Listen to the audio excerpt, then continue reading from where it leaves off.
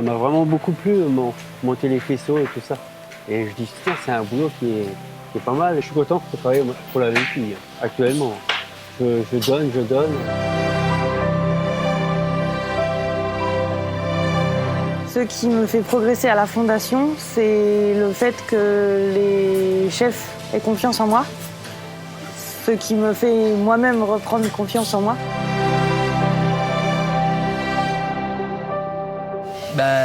J'ai une femme que j'ai connue ici, j'ai mon fils qui est à côté de la côté. Pas mal de trucs à changer depuis que je suis ici. Je veux dire, c'est minutieux, j'essaye de m'appliquer. Pas mal de monde qui me soutient pour que j'aille plus haut. J'ai pas mal de fierté de travailler pour ici, quoi. Notre mission a toujours été, depuis le début, de remettre sur pied des personnes qui ont été laissées de côté. Les apprentissages de la Fondation, ça consiste à d'abord leur apprendre des techniques.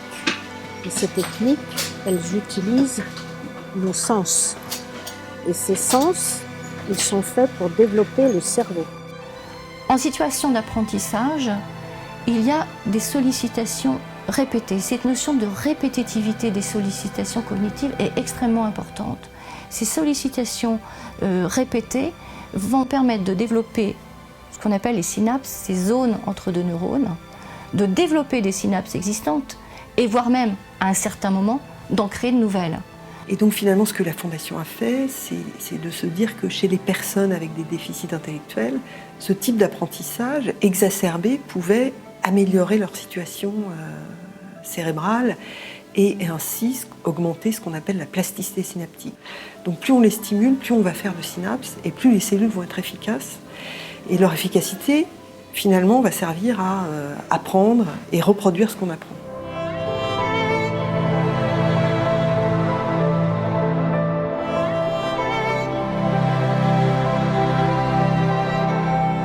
Grâce à un outil industriel qu'on a développé, qui est l'équipementier automobile, on fabrique des faisceaux, on développe des opérateurs dans leur savoir-être et cognitivement, on développe aussi un certain savoir-faire pour ensuite les insérer dans le milieu ordinaire.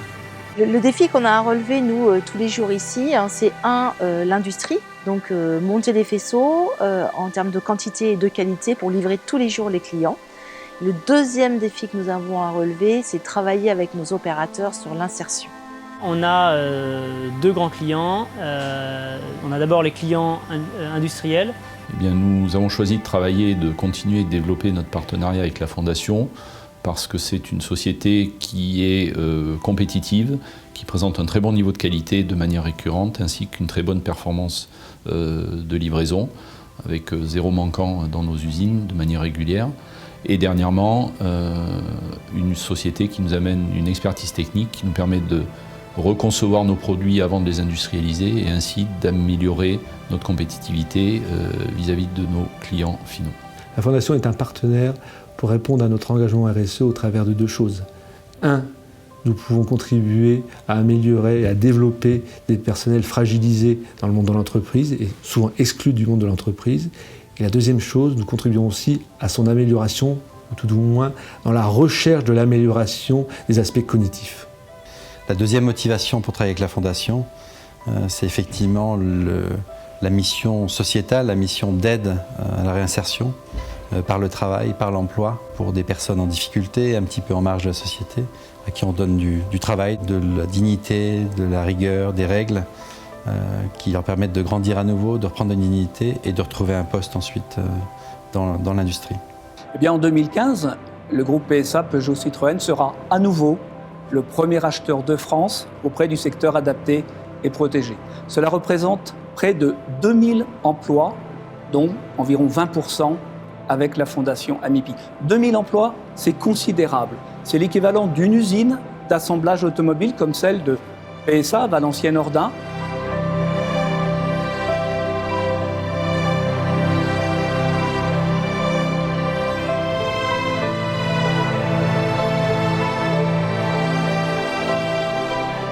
Les deuxièmes clients qu'on a, c'est toute entreprise du milieu ordinaire, puisque là, on doit s'adapter à leurs contraintes pour pouvoir leur mettre à disposition et favoriser l'insertion de personnes. Donc on doit s'adapter à leur manière, eux, de travailler pour nous développer les bons apprentissages et ensuite les insérer dans leurs entreprises à eux. Nous jugeons qu'un opérateur est prêt pour l'insertion lorsque déjà il le formule lui-même. Ça, c'est une étape importante pour nous. Ça veut dire qu'il faut être, nous aussi, à son écoute. Après, il faut pouvoir y répondre en fonction des entreprises qui sont prêtes à ouvrir leurs portes.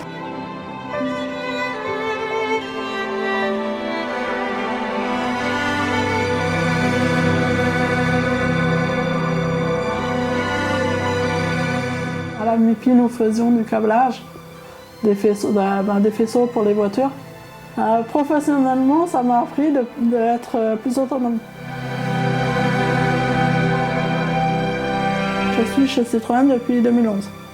C'est-à-dire que je prépare les commandes pour les garages. Je n'ai jamais pensé à y être en tant que moi magasinière chez Citroën.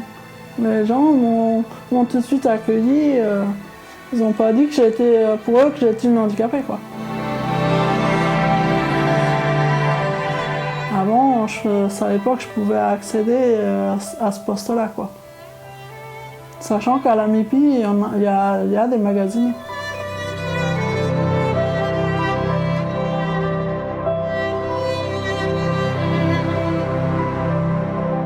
Pour moi, ouais, c'est une grande victoire. L'entreprise ordinaire qui souhaite intégrer un opérateur de la Fondation AMIPI a pour témoignage nos ambassadeurs entreprises ordinaires qui ont déjà intégré un collaborateur de la Fondation et qui sont nos meilleurs ambassadeurs. J'ai découvert la Fondation AMIPI et de ce fait, on a pu recruter un opérateur en 2011 sur un poste de montage de portes de train. Cet opérateur est toujours avec nous et nous donne complètement satisfaction. C'est lors de ma première visite de l'AMIPI il y a 3 ans maintenant que j'ai découvert tout ce qui était réalisé au sein de cette entreprise. Et j'ai été bluffé par la qualité, la sérénité dans laquelle étaient réalisées toutes ces tâches et surtout retrouver les mêmes outils que l'on puisse utiliser, nous, dans notre entreprise. Alors, les grands atouts professionnels de M. Bélanger, c'est son côté volontariste, la volonté de vouloir prouver qu'il a sa place dans l'entreprise. Son engagement est total par rapport à la mission qu'on lui confie et c'est remarquable.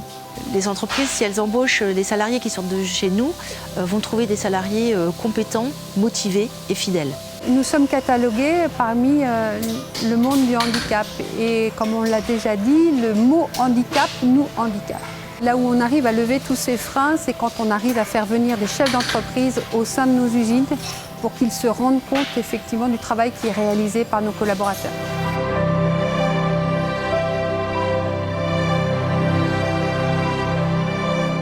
Une personne ne peut pas être regardée uniquement du côté de son handicap, sur sa facette de handicap.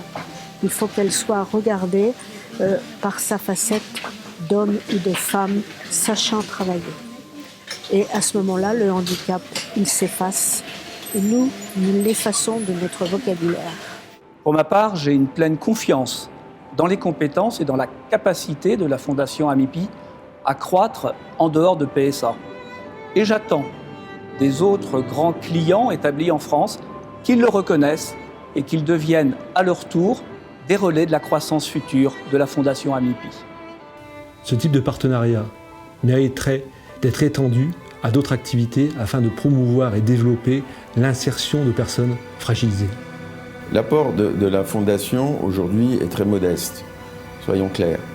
En revanche, les perspectives que la Fondation, par son travail collectif, offre sont sans doute considérables. Une société se développe si les plus fragiles trouvent un emploi, trouvent une autonomie et surtout peuvent devenir ce qu'ils sont en apprenant.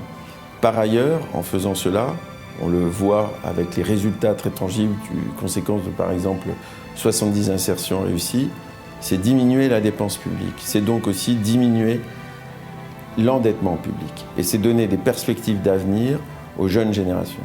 Et ce que fait la Fondation AMIPI, c'est extraordinaire. Parce que c'est précisément placer la personne avec sa fragilité au cœur de son projet économique et industriel. Marteler qu'il n'y a pas de fatalité. Montrer en quoi une place dans une entreprise, dans de l'assemblage industriel, ça produit des effets puissamment positifs pour les personnes elles-mêmes, pour leurs entourages, puis pour toute la chaîne, dans la manière dont ça rappelle qu'une société, elle est justement faite d'une attention aux plus fragiles. On pense qu'on a les moyens de pouvoir être des relais, des médiateurs, des passeurs, pour essayer de favoriser les choses. Avocat de la Fondation, relais et médiateur par rapport aux personnes, et puis de provoquer une prise de conscience que ce qui se vit ici, si ça peut être dupliqué ailleurs, ce sera porteur d'espoir, à la fois sur le plan social, mais aussi sur le plan économique. Très clairement, j'ai envie de dire à un jeune qui démarre sa vie professionnelle et à tout autre individu, c'est qu'il n'y a pas de fatalité. C'est un des points clés sur lesquels Maurice Vande nous a toujours enseigné. Ensuite, j'ai envie de lui dire, allez au contact, observez, préparez vos plans, contrôlez ce que vous réalisez ou faites réaliser.